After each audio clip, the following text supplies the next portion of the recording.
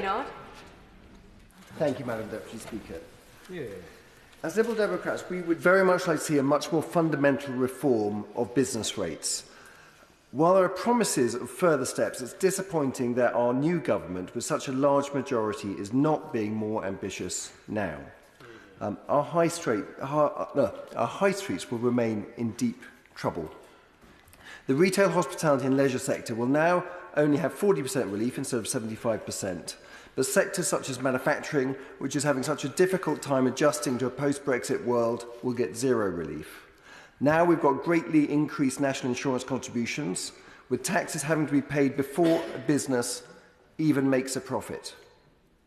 On top of that, we all know that our high streets, such as Witney's beautiful high street, as seen in the Times newspaper today, is being eaten alive by online retail. We need to do much more to level the playing field between online and offline retail, and I feel that this adjustment is a very, very blunt instrument for doing that, and we need to be much more precise about going after big tech and taxing them appropriately. There are a few steps that we would really like to see brought in, and a commercial landover levy, which taxes just the land value of commercial sites, not productive investment. And this has worked very effectively in Australia, in Denmark and in Estonia.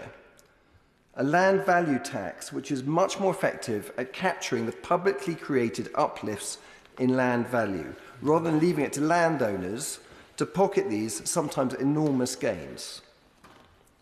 This is largely how our Victorian forebears built our railway network, and how countries around the world, ranging from Japan and Korea to much of Northern Europe, fund new transport links. And that's something that we want to do between Oxford and Witney. Scrapping stamp duties on commercial land, making our market in land simpler and more efficient. Switching the tax to the owner rather than the tenant. This would spare 500,000 small and medium enterprises the admin burden of property taxation, and would save money and time in collecting the tax. Ending the exemptions on empty and derelict premises, incentivising action rather than inaction.